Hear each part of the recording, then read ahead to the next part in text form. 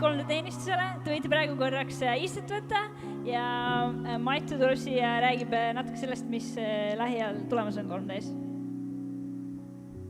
Tšau, tere hommikust kõigile. Üli hea meel on teid näha nii palju siin. Ja mul on paar sükst lühikest juttu.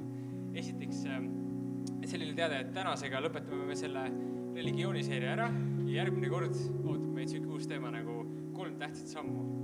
Ja esimene kord räägime ristimisest, nii et sa tahad siin olla järgmine päev ka. Aga nüüd natuke rahaasjadest, et nagu sa tead, siis meil on iga päev võimalus panna siin raha kokku ja kui ei ole peapäev, siis on ikka võimalik panna, sul on võimalik 3D koguduse kodulehelt vaadata pangakonto number, teha omal püsikorraldus, mis iganes kõik süke asi veel. Aga täna on meil lisaks sularaha võimalusele veel siin süke terminal ringi liikumas ja kõik sellepärast, et sul oleks nagu veel lihtsam, veel mugavam anda Jumalale see osa, mis kuulub talle. Kui sa ei ole kristlane täna ja oled esimest korda siin või pole üldse koguduse liige, siis ära muretse. Lase see terminal korrab kõik rahulikult siin kellelgi teisele liikuda sellepärast, et me tahame anda midagi sulle selle raha eest, mitte ei taha sinu raha. Aga tänane korjandus, sellega on veel süke eriline lugu, et see läheb täies mahus nendele inimestele, kes on praegult seoses nende Krimmi juhtumistega kaotanud oma kodu seal. Ja selleks, et mitte langeda Vene võimu alla, siis on liikunud teistele aladele ja Ukraina valitsus on palunud koguduste liidult abi, et rahaliselt toetataks neid ja see koguduste liit on omakorda palunud meie abi. Nii et me saame anda kõik täna oma panuse selle jaoks, et need inimesed, kes ei taha olla võõra võimu all, saaksid nagu alustada natukene paremini ja uuesti. Nii et mõtle selle peale, sul võimalus anda ja me ülistame edasi.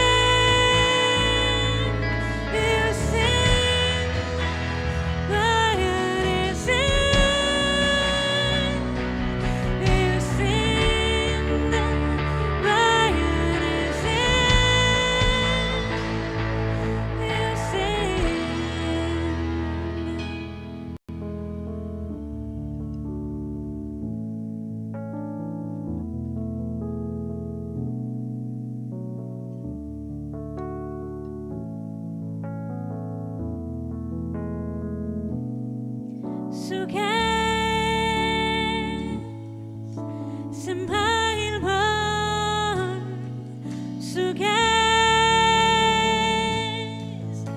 Mu elu on su käes. See maailm on su käes, su käes, su käes. See maailm on su käes. Mu elu on su käes. See maailm on su käes, su käes.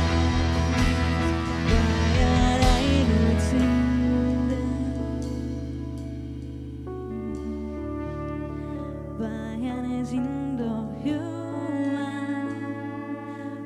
Jumal, vajan ainult sind.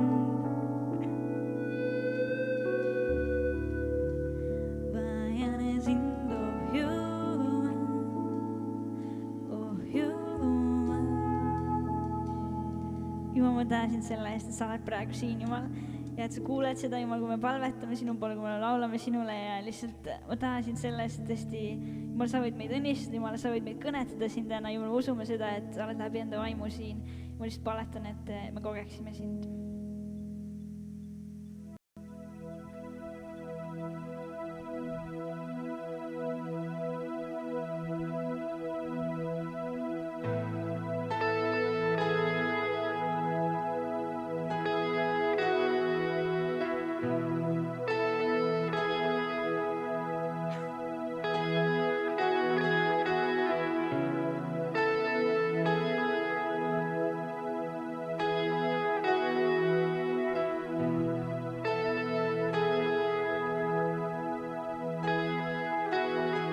Su armastus täitnud mind ja võtnud kõik üle,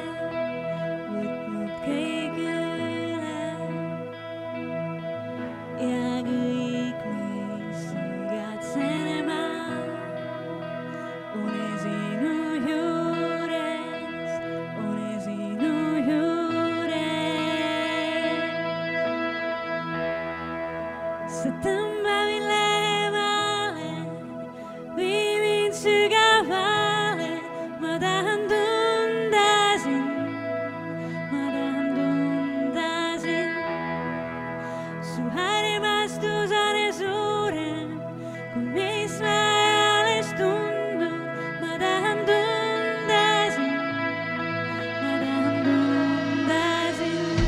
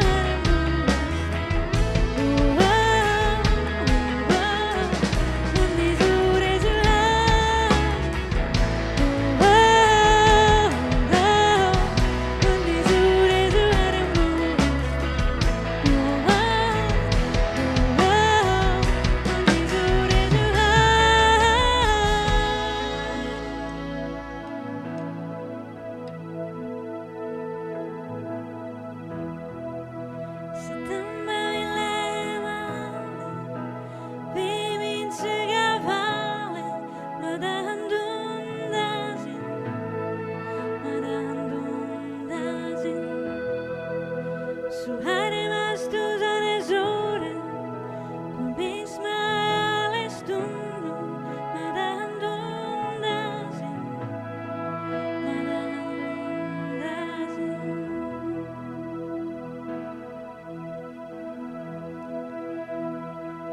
Ma teen ühe laulu veel, enne kui me kuulame jutlust. See laul on inglise keeles, aga ma arvan, et paljud teist saavad sellest aru ja mõned võib-olla isegi saavad sellest siin täna paremini aru kui, kui meie. Aga see laul räägib lihtsalt sellest, kuidas Jumala arm võib katta meid ja lihtsalt päästa meid ja see sõnum on tegelikult väga sügav ja ma usun, et lihtsalt võib kõnetada meid siin.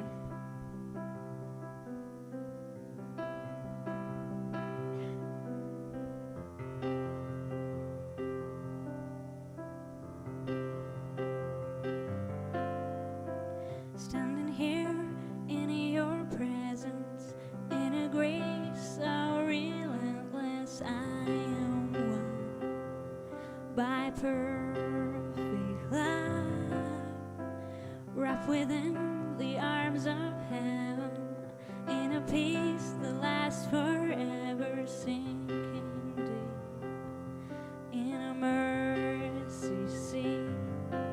I'm wide awake, drawing closer by grace, and all my heart is yours. Oh, fear removed, I breathe you in, I lean into your love. Oh, your love.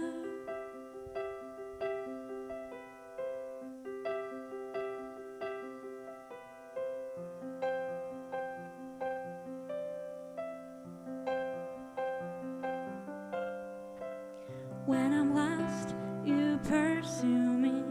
Lift my head to see your glory, Lord of all. So beautiful. Here in you I find shelter, captivated by the splendor of your face, my secret place. I'm wide awake, drawing closer by grace, and all my heart is yours. Oh, fear removed, I lean you in, I lean into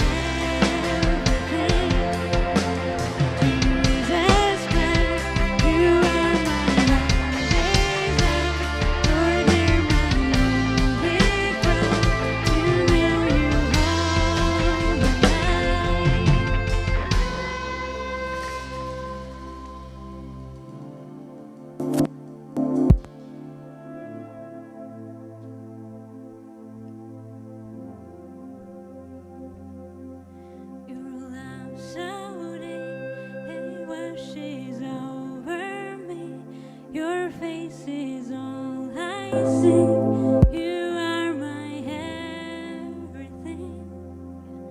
Jesus Christ, you are my one desire. Lord, hear my only cry, to know you all my life. Amen. Ma ei oota istet.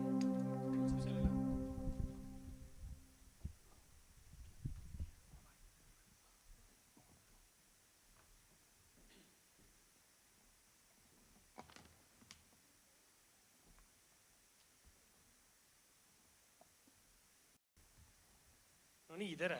Ma sain aru, et minu teisel mikrofonil sai aku tühjaks. Et siis... Tere!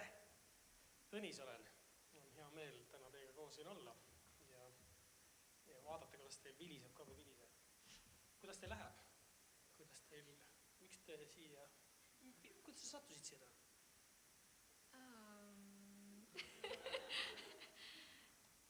Otsides Jumalat ja tahtes näha ka teisi, kes otsivad.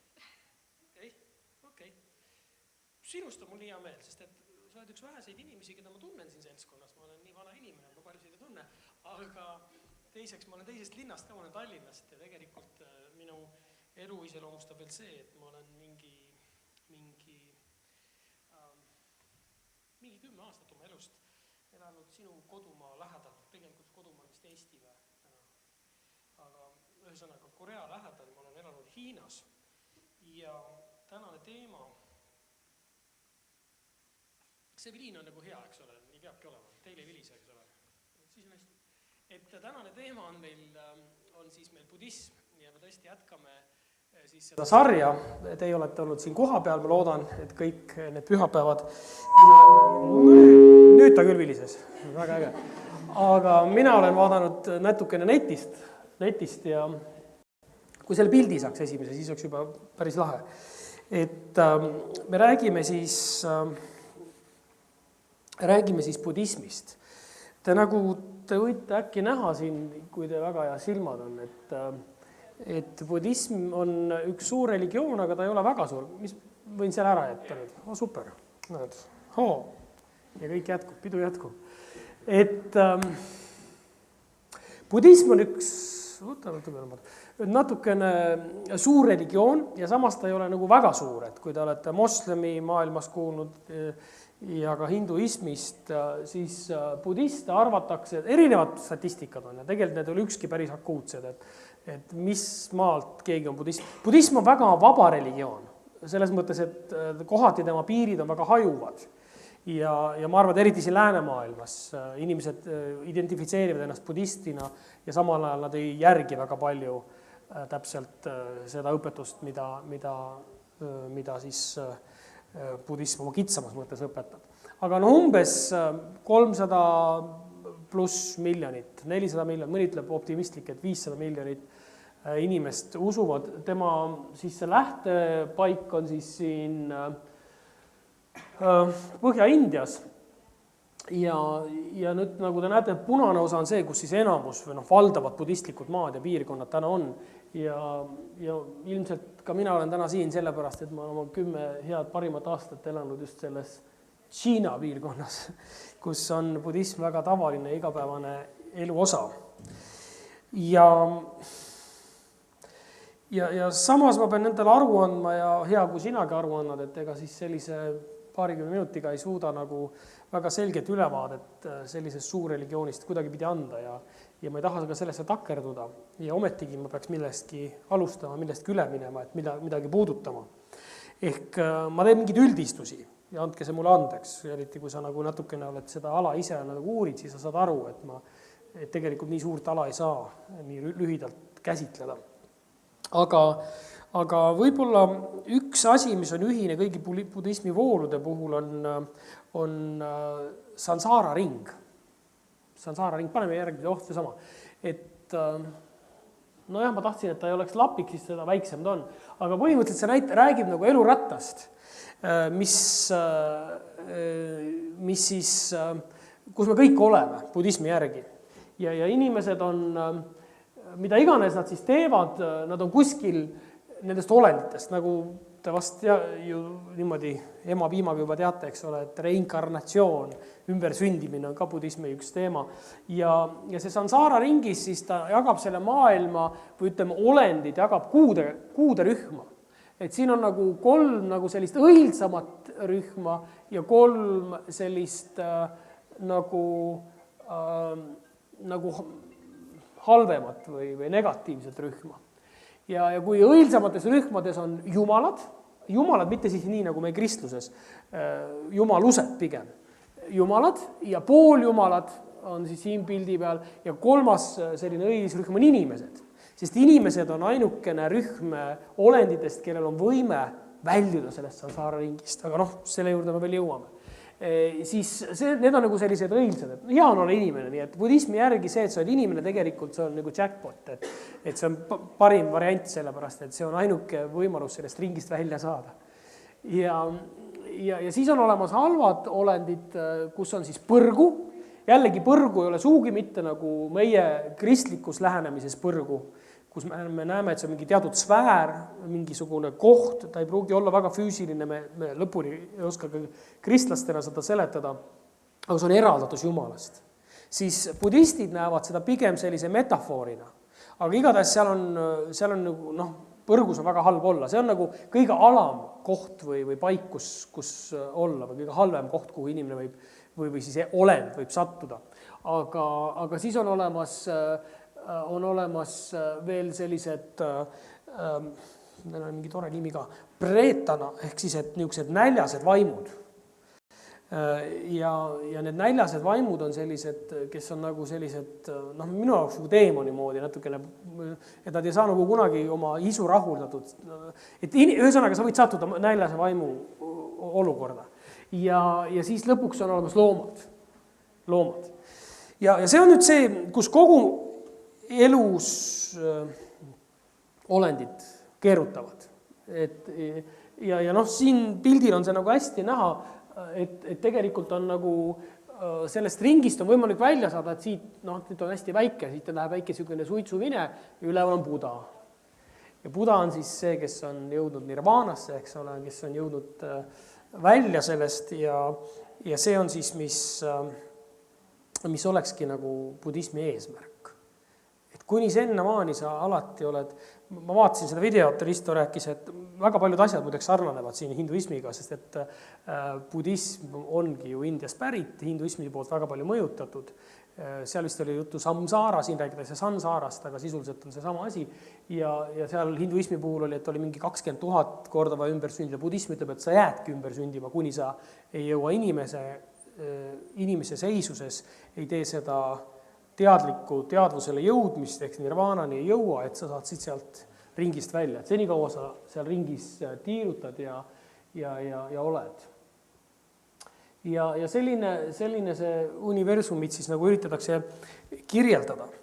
Nüüd selle Sansara ringi puhul on teine väga oluline sõna ja see on karma ehk inimese tegu. Ja karmaphala, mis on siis nagu teovili. Ehk siis, et budismid usuvad, et iga inimese tegu, iga inimese otsus, iga inimese valik, see viib mingisuguse tulemuseni.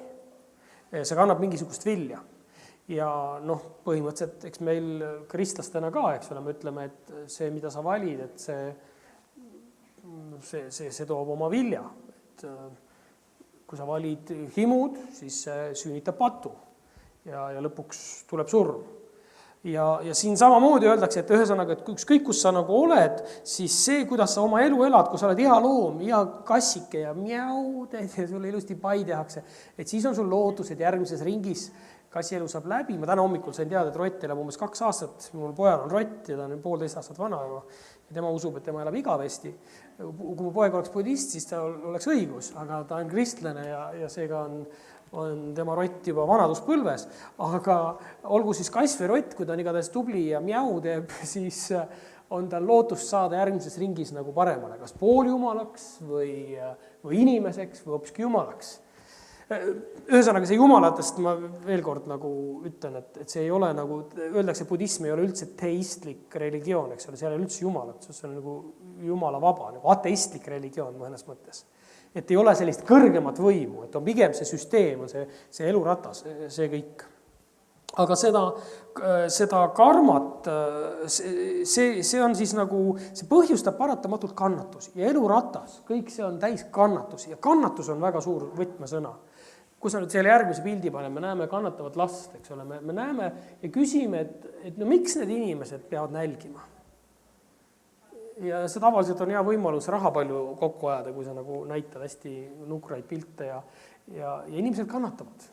Ja inimesed, väga paljud ka pettuvad Kristusest, tulles Jumala juurde, et miks Jumal, kes on täis armastust, kes nii nagu inimest armastab, miks ta lubab nagu kannatustel olla? Miks inimesed peavad olema kannatuste kütkes? See on suur küsimus ja meil on vastus. Aga budism vastab sellele väga üheselt ja väga selgelt. Ütleb, kannatus ongi selle põhjus. Kannatus tekitabki selle ringis käimise. Kas ma peaks kõvemini rääkima, et mind saaks natuke maha võtta või kuidagi? Okei. Ja siis, kui sa nagu kannatad, siis see toob, kui sa halvasti kannatad oma elu, siis su järgmine elu on siis ilmselt allpool, seal see negatiivne 1/3 Sansara osast ja vaatame, kelleks sa võid saada, kui sa halvasti kannatad. Võid hobuseks saada või kelleks iganes, rotiks on ju. Või kas või kärpseks, et sellepärast budistid eriti ei tapa kärpseid, sellepärast, et äkki nad tapavad oma eelmise elu abikaasa või kedagi iganes. Kunagi ei tea. Aga sa võid ka loomana kannatada. Nagu te näete, see on päris nukker pilt ja ilmselt meie nunnumeeter osadel või kaastundemeeter nagu kerkib päris tõsiselt. Et see ongi see, mida ta ütleb, et on karma ja siis karma pala, et siis see karma vili.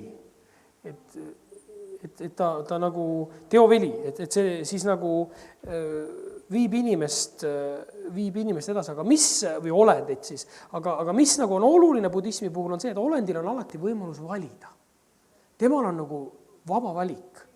Et kui ta on ka hobune, siis meie ütleme, kui ta on, eks ole, sündinud sellises alas perekonnas, kus ta on pandud tööloomaks ja mingis teatud kultuuris, kus vaesus on ja ei anta süüa ka, siis ta paratamatult ta lõpebki lõpuks sinna rakmete vahele ära või muidu. Aga ta budism usub, et igal olendil on võimalus valida ja olla nagu hea hobune ja siis järgmiseks korraks saada nagu, järgmine elu saada nagu paremasse võtmesse. Aga Piibel ütleb Rooma 7, 13, 14. Paulus siis ütleb, et mina olen lihalik, müüdud patu alla. Ma ei mõista ju, mida ma teen, sest ma ei tee seda, mida ma tahan, vaid ma teen, mida ma vihkan. Paulus möönab, et see halb karma, kui sa tahad, või see patt, need halvad valikud, mida ma teen, et need orjastavad mind. Teises kohas Rooma kirja 3. peatükis on öeldud, et patu palk on surm, et inimene on patu ori. Ja sa ei saa nagu valida, sa ei saa nagu olla nii-öelda hea hobune või hea inimene lihtsalt. On siin mõni inimene, kes on nagu kogenud oma elu jooksul. Mõni otsus, mis sa nagu tahad, et tahaks nagu hea olla.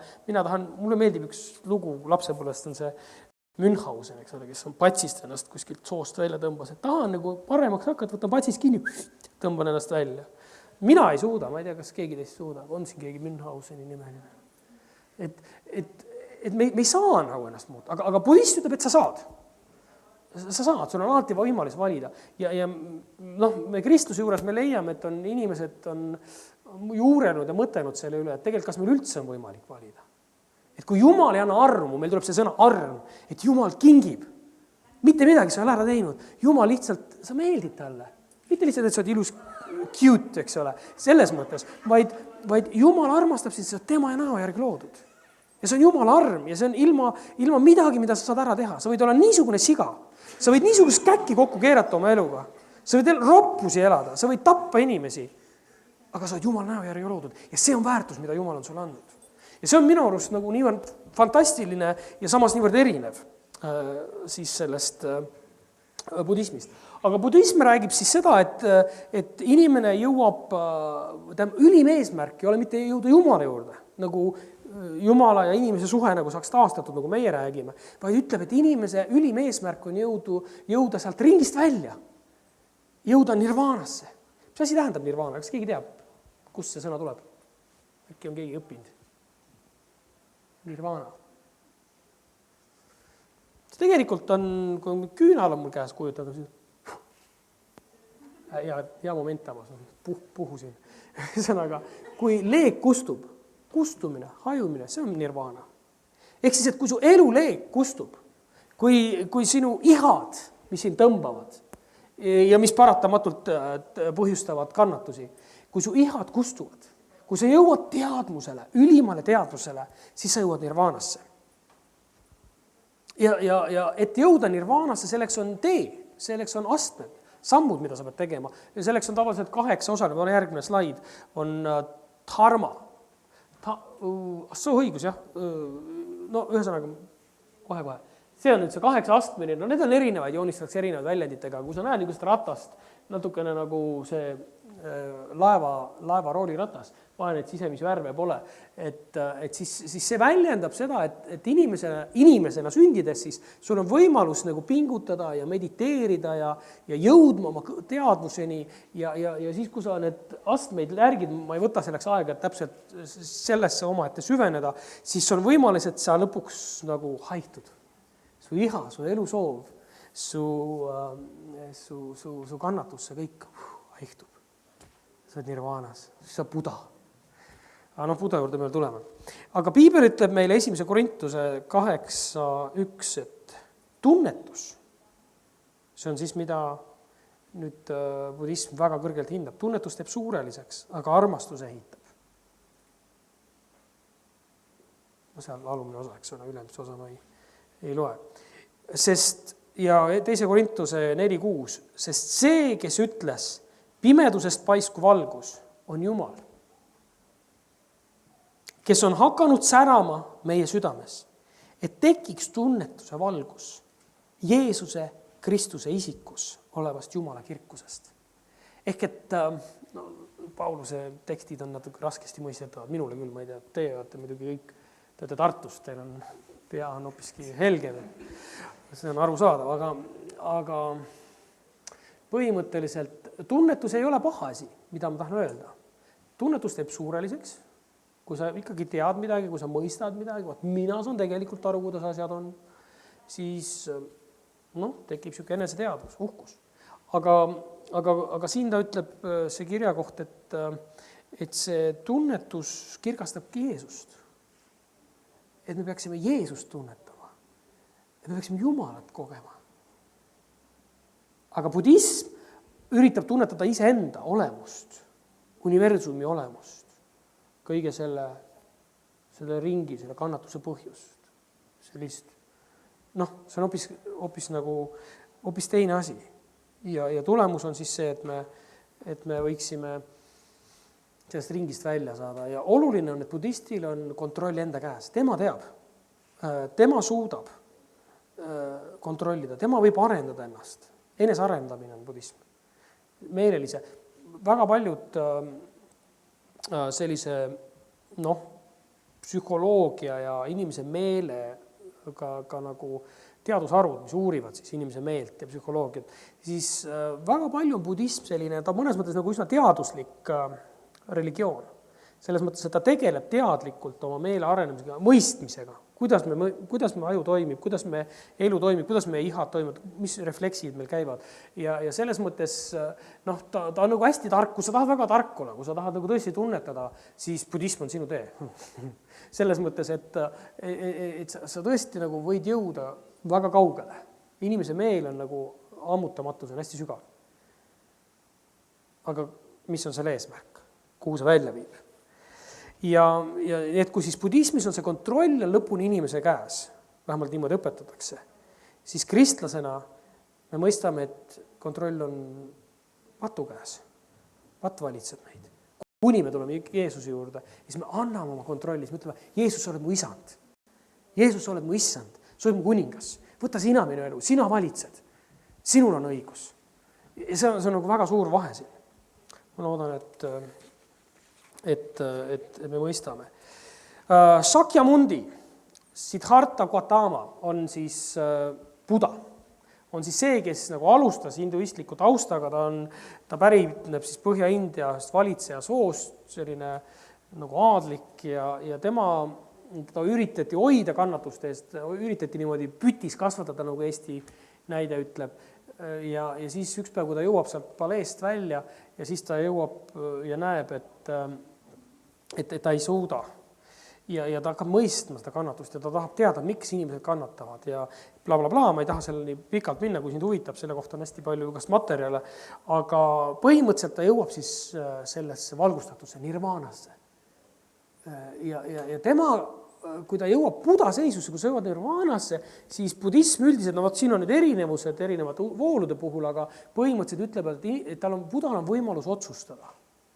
Ja Budal on võimalus otsustada, kas ta jääb nirvaanasse, jääb nautima, sai sellest ringist välja, mida me algul vaatasime, ja on seal kuskil kõrgel, või ta võib teiste inimeste eest, pärast tulla ja õpetada neid. Ja Buda siis otsustas mitte jääda nirvaanasse tulla tagasi, ta õpetas jüngreid ja juhtis neid.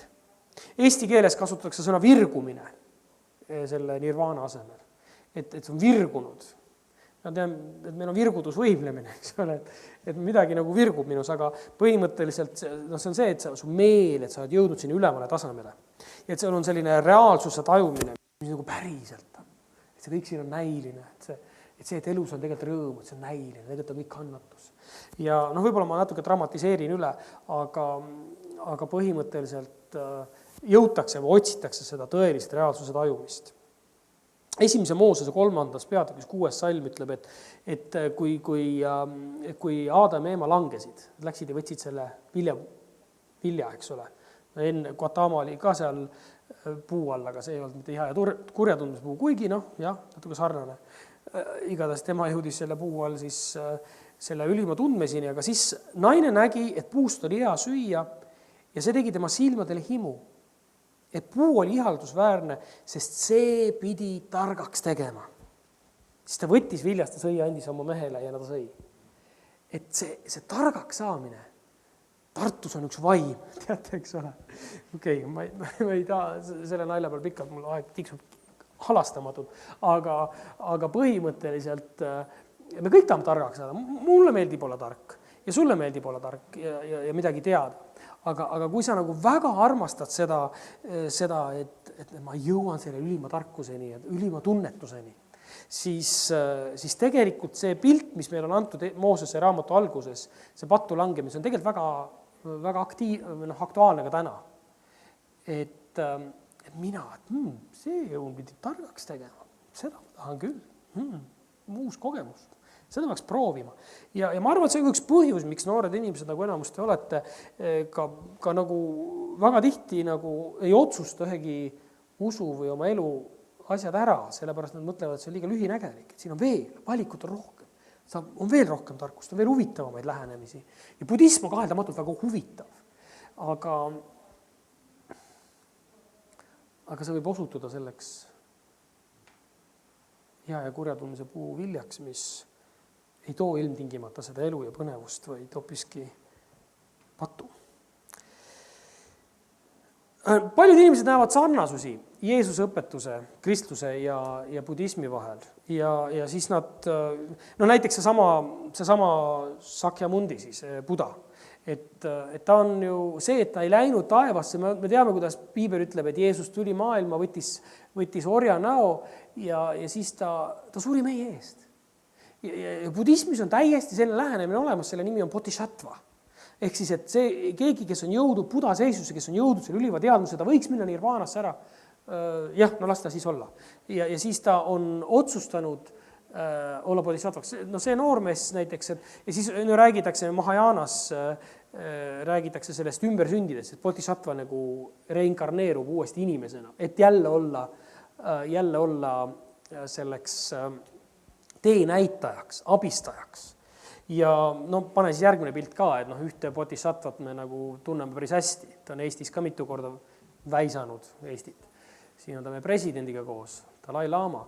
Ehk siis, et usutakse, et need samad laamad, et nad ongi need bodhisattvad, kes siis nagu niimoodi põlvkonna haaval käivad või inkarneeruvad, sünnivad inimesena ja mitte sellepärast, et ise oma kannatusest välja saada, vaid selleks, et olla eeskujuks. Ja mõnes mõttes see kontseptsioon või lähenemine on hästi sarnane Jeesusega, kes ei arvanud saagiks, eks ole, saada selle au, vaid jättis enese olu, tulles inimese, võttes orja näo, aidates inimest, näidates inimesele teed. Jeesus on tee. Ei ole kedagi teist, mingit teist nime kui ainult Jeesuses, kelles on pääste. Ja selles mõttes, jah, ta on hästi sarnane selle bodhisattva lähenemisega. Siis on väga paljud sellised, piibli sellised tõed on väga sarnased. Näiteks budist ütleb, et tee seda, mida sa enesele soovid. Väga paljud religioonid ütlevad, et ära tee seda, mida sa soovid, sulle tehakse. Aga budism ütleb, et tee seda, mida sina soovid, et sa saaksid. Ja Jeesus ütleb, et sama asja põhimõtteliselt. Ja siis budism ütleb ka, et kui keegi lööb sind millegi pärast, siis ära ärritu ja ära mõtle kättemaksule. Jeesus ütleb, et keera teine pool, saad jälle. Et selles mõttes see on huvitav ja see on põnev, et siin on sarnasus ja ometigi ei saa need asju ühte patta panna. Aga bodhisattva juures ma tahaks lugeda natukene bodhisattva tõotust, ehk siis jällegi nüüd see ei esinda kogu budismi laias plaanis, see on Mahajana rida, aga ütleme, see reinkarneerunud, nendel on selline vanne, mida nad annavad või tõotus. Nad ütlevad niimoodi, ma pean vabastama kõik olendid. Ma pean vabastama kogu maailma, vabastama sündide õudusest, vanaduse õudusest, haiguste õudusest, surmade ja taassündide õudusest, sest parem on, kui mina üksi kannatan ja olendid ei lange halbadesse sündidesse. Ma pean enese tooma pandiks, et lunastada kogu maailm põrgulike elajate, ilmade ja surmavürti valduste õudusest, nii et ainult minu keha tunneks kõikide olendite pärast piinu. Kõikide olendite pärast annan ma kõikidele olenditele tarmu, sest ma teen seda, tõepoolest teen, ega ütle oma sõnadest lahti. Ma ei hülga mitte ühtegi olendit. Kui ma pean aitama ka häid eeldusi täiusele viia, et kõik olendid leiaksid mõõtmatu õnne, kujutletamatu õnne, kõike teadmise õnne. Ehk nad jooksid siis nirvaanasse. Kas te olete pannud tähele, et selles tõotuses on hästi palju ma pean. Et ma ei tea, kuidas sulle tundub, mina olen näinud seda budistliku maailma seest poolt, ma niivõrd palju ei ole seda õppinud, ütleme, sellises akadeemilises ringkonnas, aga mulle tundub, et budism on üsna kurb või depressiivne religioon, sellepärast, et ta räägib, mida sa pead tegema, kuidas sa pead nagu seal 8-astmelisel teel käima, kuidas sa pead mediteerima, kuidas sa pead jõudma või kui sa veel bodhisattva oled, siis sa pead nagu ennast ohvriks tooma. Ja ometigi samas me anname aru, et seal on nagu see vabatahtlikkuse otsus, et ta saab otsustada, et kas läheb ise nirvaanasse või teeb seda. Kui Kristus tuli, siis Kristus ei pidanud. Me näeme, et Kristus nagu vabatahtlikult, nagu rõõmuga. Ta tuli ja ta tahtis olla patuste sõber ja ta oli valmis, okei, me oleme nõus, ristile minnes see oli raske, see oli tõesti raske. Aga see ei olnud selline pidev selline surve, vaid see oli pigem see, et ta nägi seda eesmärki. Me loeme Heebra kirja 12. peatükis, kuidas Jeesus nägi hinda, ta nägi, et ta saab sellest tasu, et see tasub pingutada. Okei, aga järgne pilt näitab meile, bodhisattva, kui ta nagu jõuab ülim teadvus, selle võtta vahele, läheme edasi, ilus pilt. Üks väga oluline kontseptsioon veel on triratna. Triratna on 3 kalliskivi, need on siis 3 kalliskivi ja nendest siis esimene on Buddha, siis Sakyamundi, siis on Dharma. Dharma tähendab sellist kandjat oma algses tähenduses, mis tähendab siis nagu kõik seisneb dharma peal. See on seadused, on reeglid. See on, ütleme, nagu kristlaste jaoks 10 käsku, põhireeglid või põhialused. Ja ja selle peal siis nagu seal on need juhised, kuidas edasi minna, kuidas sinna teadmusele jõuda. Ja siis kolmandaks on sagna. Ja sagna on kogudus, on inimesed, on mungad. Ja siis öeldakse, et kui inimene selle 3 kalliskivi enda nagu vastu võtab või läheb selle kaitse alla, see 3 kalliskivi nagu tekistab kaitse, siis ta saabki budist. Et see ongi nagu budismi algus. Ja ma võib-olla veel nimetan seda, et kui on budismi jaguneb, põhilised on hinajana ja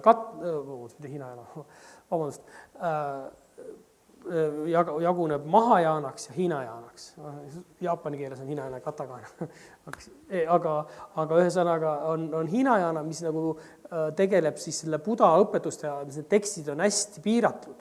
Siis mahajaana, ma jätsin ühe slaidi vahele, seal vahepeal üks raamaturiiurid, seal tegeletakse sellise väga, neid õpetusi on nagu tohutud. No nagu ühes kloostris on 270 tonni kirjamaterjali.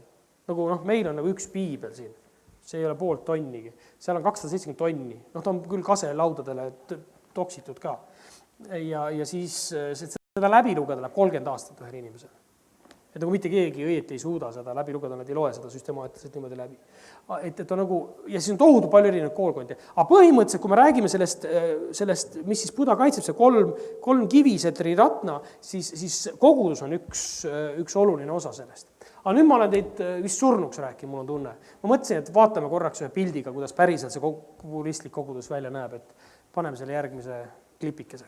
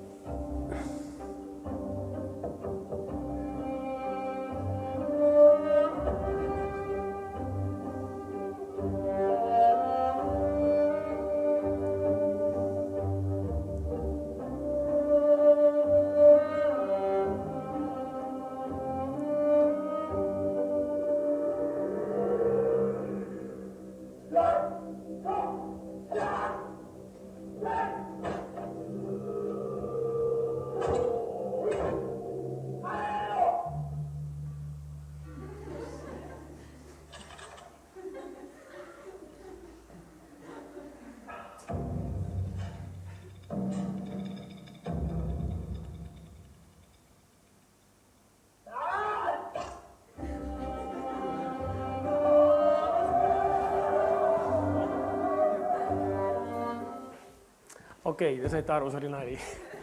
See oli nali. Aga võib-olla mida ma selle filmiklipiga tahtsin öelda, oli see, et on ka väga erinevad võistluskunste ja erinevatel kloostrites on nagu väga erinevaid praktikaid, et kui mõned kloostrid on sellised tõesti mungad ainult hümisevad ja oma mantrad loevad ja selliselt nagu jumalad lähenevad, siis on teised budistlikud kloostrid, kus tõeliselt käivadki need võitluskunstid ja kõik see tehnika, et selles mõttes seal nagu väike tõetera oli ikkagi sees ka. Aga põhimõtteliselt on siis see, mida ma öelda tahan, on see, et see põhieesmärk on jõuda selle teadvusele, jõuda see, et su elu küünal nagu ära kustuks. Et jõuda sellest sansaara ringist välja. Ja inimesed, kuidas on praktiliselt? Ma olen nüüd rääkinud hästi palju nagu seletanud, aga praktiliselt ma olen Hiinas nagu näinud seda, kuidas esiteks on see, et mantrad, see on ka üks selline sõna, eks ole, kuidas inimesed nagu korrutavad ühte, see on mingi häälitsus, näiteks paneme selle järgmise slaidi, see on om. Ja see on sanskriti keeles om, see on põhiline, see on kõige enam kasutatud mantra. Ja kui ütleme selles veel lause teha, siis on see ommaanid paade hum, mis tähendab, et tõde on lootuse lill. Te nägite seda lille, et see on nagu selle täiuslikkuse sümbol. Lootuse lill kasvab muda järves. Aga ta on niisugune huvitav lill, et ta on nagu vesiroosi muusi, eks ole, aga suuremad lehed. Ja kui ta tuleb välja, siis see järv võib olla niisugune solk ja sogane, nagu seal piirikonnas on, siis lootuse need nahkjad lehed, nad on niisugune tugevad õielehed. Kui ta tuleb lahti, ta on täiesti puhas, ükski muda sinna külge ei jää. Sa võid pritseda seda mudaga, see voolab maha. See ei jää sinna külge, ta on puhas. on selline õilis. Ja see on siis selline väline pilt ja seda on budismis hästi palju kasutatud, et sinna päris puhta teadmuseni jõuda. Aga siis selleks üks praktiline asi on see, et kasutatakse niisugused jõminad ja kõminad, eks ole, käivad, mis on siis need mantrad, mida loetakse. Siis teine tavaline asi, mida tehakse, et suitsutatakse viirukit, vist järgmine pilt. Et see on nüüd väga-väga levinud just kõik Kagu-Aasias. Et ikkagi nagu inimene arvab, et mitte, et ta ei pea ilmtingimata sellise süvitsi ennada teadmuseni jõudma, aga tavainimene, ta ei suuda mõelda nii kõrgelt. Temale on nagu Mahajana reas tehtud selgeks, et kui sa piisavalt suitsutad neid küünlaid, viiruki küünlaid, neid pulgakesi, niimoodi nad teevad siis, kui nad oma esivanemate vaime on ka, neil on pulk, nagu peo täis, nagu seal pildi peal on näha, siin pildi peal, ja siis nad seda viirukit niimoodi ajavad ringi. Ja kui sa nagu seda teed, kui sa ikkagi midagi ära teed, nagu meil on katoliku kirikus, eks ole, oma palveküünla või õigeusu kirikus, et midagi ära teed, siis on nagu linnuki kirjas. Et kuigi sa nagu lõpuni asjadest aru ei saa, aga et sa saad nagu välja teenida, et sa ikkagi pead välja teenima. Sa pead kuidagi moodi välja teenima, et ühel hetkel, et kui ma ikka piisavalt olen viiruki neid küünlaid suitsetanud ja piisavalt ja muid asju teinud, et siis ma ei sünni loomana või hullemana selle näljase olendina, vaid ma võin saada. Üks konkreetne perekond, kes minu südant nagu hästi puudutas Tiibeti, ma elasin Tiibeti lähedal, ma päris Tiibetis ei olnud tänapäevases mõistes, aga seal on endine Tiibeti ala. Ja see on üks perekond, järgmine pilt. Nad tulevad üks pilt tagasi vist, vaata seal, või see sama vabandust. Vabandust, siis ei olnud. Minen siin eelmise pildi juurde, see on teine. See. Okei, üks pilt on kadunud. Ühesõnaga, see perekond, ema ja tütar, nad on tulnud 100 kilomeetreid oma külast. Olete näinud filmides, kuidas nad tulevad sinna, teevad neid palveteekondi. Neil on sellised puulatakad. Seal tal külje peal, siin on näha, on selline, see ei ole ta sandaal, vaid see on tal käte sandaal. Siis ta viskab pikali, kummardab, tuleb ülesse, siis ta loeb mingi hunnik palveid, näete, siin on kivide hunnikud, nad tõstavad siin kivikesi. Nad peavad palvetama nii palju palveid ära, loevad, et kivid, need 7 palvet, ma ei tea täpselt palju see on, ja siis nad teevad järgmise laksu ja nad niimoodi kuid rändavad. Ja teised külainimesed siis annavad neile albusi, et nad ära ei sureks nälga. Ja see on külmas, väga karmides tingimustes, et me jõuda siis sinna templisse. Ja kui nad siis sinna templisse jõuavad, siis nagu neil on eeldus või nad on midagi ära teinud, et järgmises elus paremini hakkama saada. Hästi suur nagu selline pingutus, et kui sa ei suuda nagu vaimses tasandil mõelda väga kaugele keskenduda, siis sa võid ära teenida oma tegudega.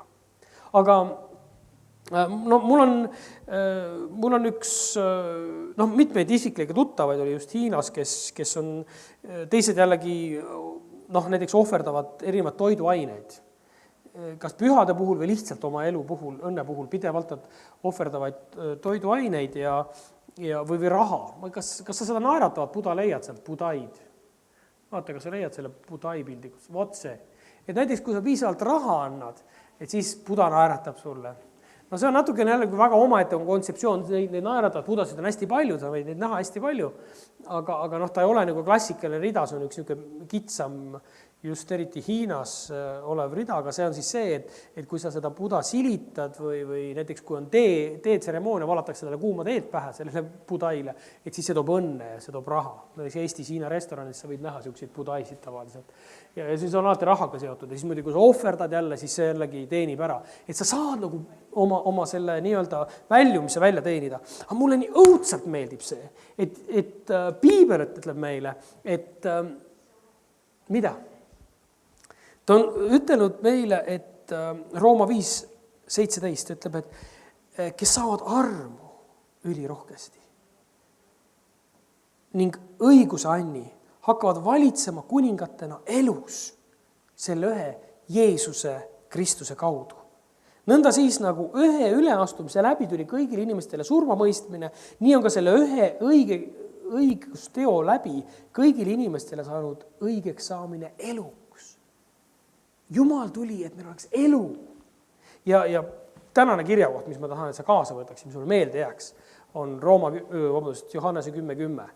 Ja see on see, et varas ei tule muu pärast, kui varastama, tapma, hukkama. mina olen tulnud, et teil oleks elu ja oleks seda ülirohkesti. Et Jumal on tulnud sinu juurde. Ta on sinu pärast surnud, et sul oleks elu. Isiklikult. Ja ta on väga huvitatud, et sa ei hävineks, et sinu elu tahte lihtsalt ei puhutaks ära, et see ei kaoks ära. Vaid ta on tulnud, et maksta sinu eest ja minu eest. Et meil võiks olla elu ja seda ülirohkesti. Et me võiksime nagu pulbitseda elust. Et me ei peaks nagu ära kaotama seda elu, vaid me võiksime elada täiega, pane täiega. See on nii lahe näha, kuidas te ülistate ja elate, te olete noored, te olete täis jõudu ja Jumal tahab, et sa oled täis elu. See on kihvt. Ja minu arust, siin on nagu see, kus need käärid tulevad. Et kui Buda nagu ütleb, et see elu on kannatus, siin ei ole lootus. Me peame möödma, elus on kannatusi. Eks ole? Me peame maksma hindasid. Elu on ebamugav. Aga elu. Ja Jeesus on tulnud, et meil oleks elu. Ja kui meie läheme taevasse, siis see ei ole, ma olen seda nii palju kordi ütlenud ja see on võib-olla igavaks läinud, aga see ei ole mingi tiksum nagu inglid, et halleluuja, et ühel päeval oleme nagu taevas niimoodi. See on täis elu. Minu piibel räägib, et Jeesus on tulnud, meil oleks elu ja ülirohkesti. Taevas on põnev. Ja Jumal tahab, et sa saad selle kätte. Jumal ei taha, et sa sellest kannatusest vaikselt, ma ei tea ükskõik, mida sa ära teed, et käid siin kirikus või mõtled budistlikku mingit asju ja siis ühel päeval haihtud ära. Come on! Jumal on loonud elu. Jumal on loonud selle, see ei ole lihtsalt mingi halbade himude kiha, mis meil nüüd on, eks ole, umbes niimoodi. Jumal on loonud meil, et meil oleks elu. Ja temaga koos käies me võime nautida. Me võime rõõmu tunda ja me võime tõesti nagu elada ja pulbitseda ja see on igavene ja see on põnev. Mina olen väga põnevil ootamaks, et kui üks päev nagu see ilm siin otsa saab või minu elu siin otsa saab, mis siis saab? Ma tean, mu elu jätkub. Okei, see jätkub rotina, see jätkub ka selle näljas hobusena, see jätkub taevas, see jätkub Jeesusega. Ja mina ei tea, kuidas tema need ajadimensioonid lähevad, aga ma tean, et see on täis elu. Tõusime üles. Olen juba pikak läinud. Halleluuja. Jeesus, ma tänan, et sina saad täna kanda meile elu. Issand, see on koht, kus sinu elu voolab, kus su vaim voolab. Issand, ülistus sulle, et su vaim on praegu siin, et sina oled elavalt siin. Jeesus, ja ma tänan, et kuigi me nagu oleme õppinud ja saanud teada natukene, kuidas on selle suure religiooniga ja kuidas nad vaatavad seda maailma ja palju on mõistetamatut ja me ei ole suutnud kõike seda katta. Aga Jumal, ma tänan, et sina pakud elu. Issand, ma tänan, et sa ei paku nirvaanad. Issand, ma tänan, et me ei teeni lihtsalt mingisugust eluringratast, vaid me teenime Jumalat, armastavat isa, seda, kes tõeliselt tunneb meid, see, kes on meid loonud, see, kes meie eest on meie hinna maksnud, meie võlad maksnud. Isa, me ülistame sind. Isa, me täname, et ainult sinu käest tuleb pääste. Isa, me täname, et ainult sinu käest tuleb lahendus ka meie kannatusprobleemidele, ka meie küsimustele, mille meil on vastuseid.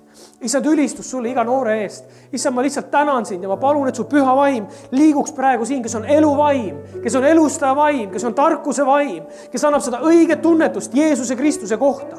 Et me mõistame, mis see on, mille eest sa oled surnud. Et mis see on, mis meie jaoks kehtib. Issand, et see pärandi vaim, et see võiks meid kätte saada. Issand, et me oleksime, igatseksime sind. Issand, et me laulaksime neid laule mitte lihtsalt nagu muusika mõttes ei tiksuks kaasa, vaid Jumal, et me saame sinuga kokku, et me saame eluallikaga kokku, et me saame täidetud eluga. Halleluuja, halleluuja.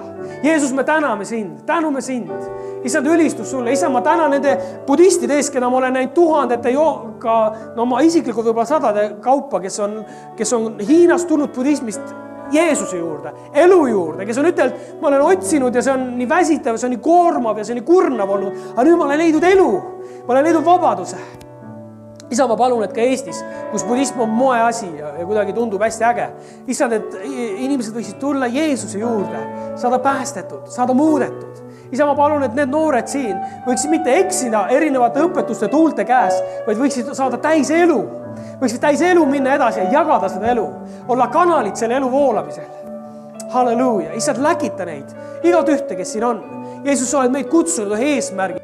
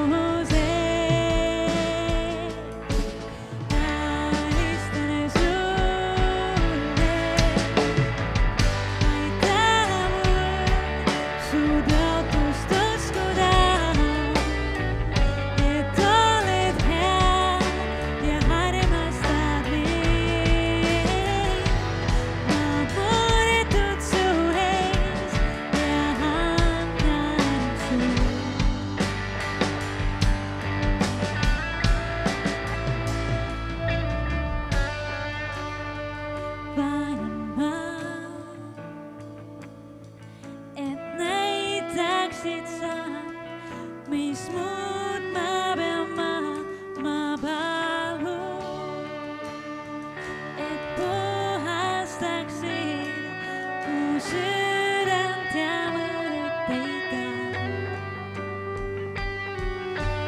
Kõik mu